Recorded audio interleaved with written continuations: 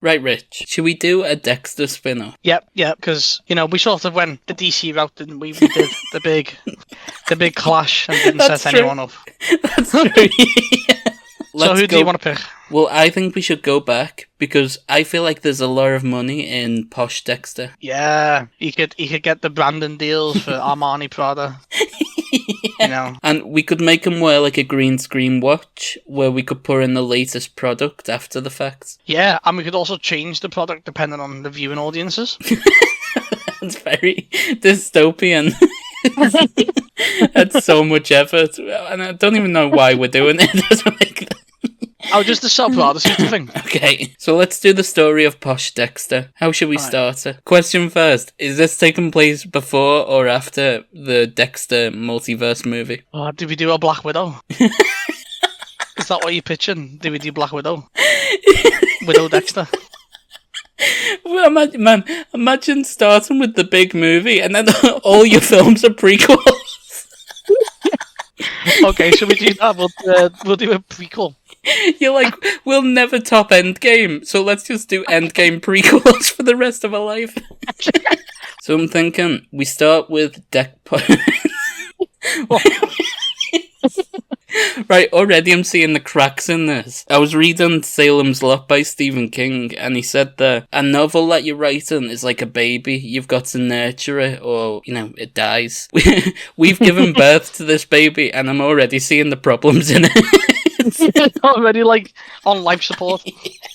So I reckon we just start with Posh Dexter. We start at the end, so he's in an interrogation room, and a cop is, interviewing him, and saying, "So, Posh Dexter, are you going to tell us what you did?" And then it's just a slow zoom in on his face and he says, "Charmed, I'm sure." And then we go back. Yeah, because I was going to pitch that at this point, he doesn't only say charmed, I'm sure, at the beginning. Okay. But there's an accident that makes him say it all the time. Man, can it be? You know how So Doctor Strange got his powers after he was in a car crash? Yeah. We've already seen Dexter in the car crash when he was... So what if in this one he's got a dress rehearsal to go to when they never rehearsal? I thought you was going to say he goes to the dress fitting and he gets a tuxedo fitted and we hear narration going, "Little did I know this was going to be the last suit I ever wore." Maybe he's called away and he has to drive somewhere. Maybe a problem with Aster and Cody in school. Mm-hmm, that's perfect. And as he's driving, the car crashes. And he has a brain hemorrhage or something, and it's he can only say, "Charmed, I'm sure." And that tuxedo was melted to his flesh in the fire. Yeah, so it's that's his armour, kind of thing.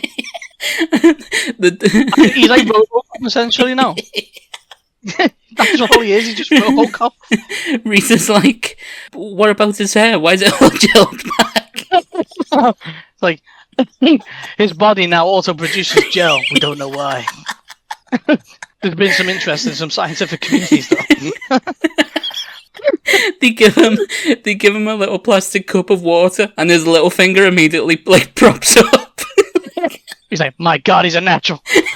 Man, but Dexter would surely, if his hair follicles were automatically naturally producing hair gel, the doctors would want to survey him, but he'd hate that. That's just fucking weird.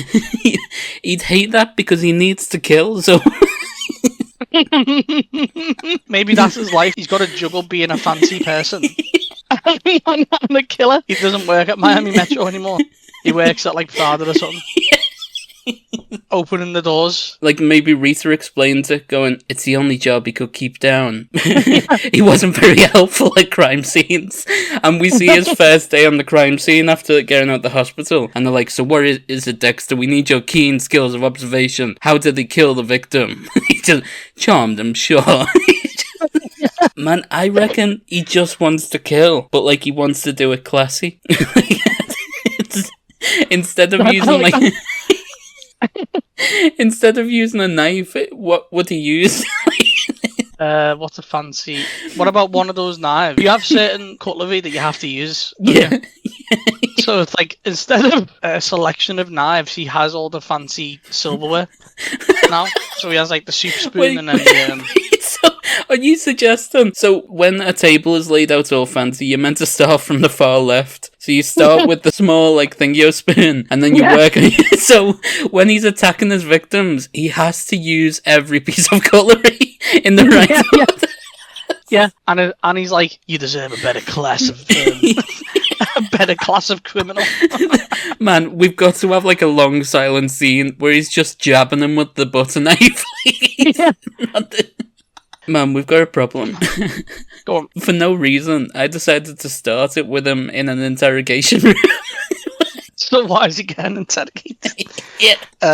Maybe do like a switcheroo. They think when they start the film, oh, he's been caught for the murders. But it's really like some government project wanting to investigate, like...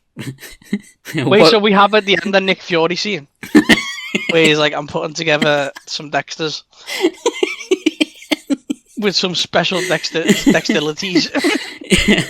So maybe that's it. Maybe like he needs a foil. So fancy Dexter's making the rounds in the news, and there's a fancy villain who's like, "No, I need to be the fanciest."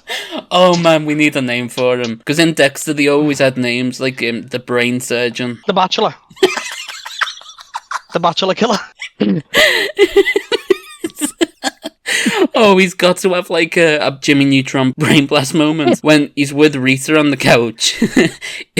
She wants to cuddle up with him, but like he needs to have like his knees crossed all fancy and that. Yeah, and he's reading GQ magazine.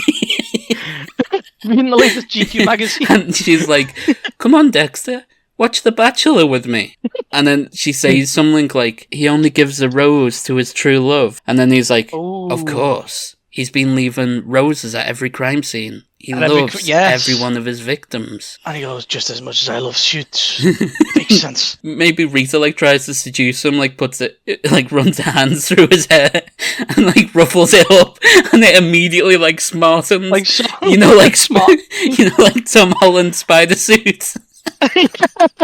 It just smartens itself up. I can imagine like a Dexter voiceover where it's like, fashion never sleeps, especially with women. So then he goes out and does like his store. No, Steve. You can't just move past that line. Fashion never sleeps, especially with women.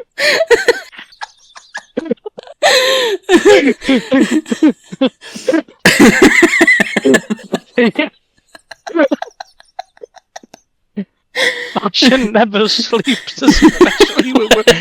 Doesn't even really make sense. Like,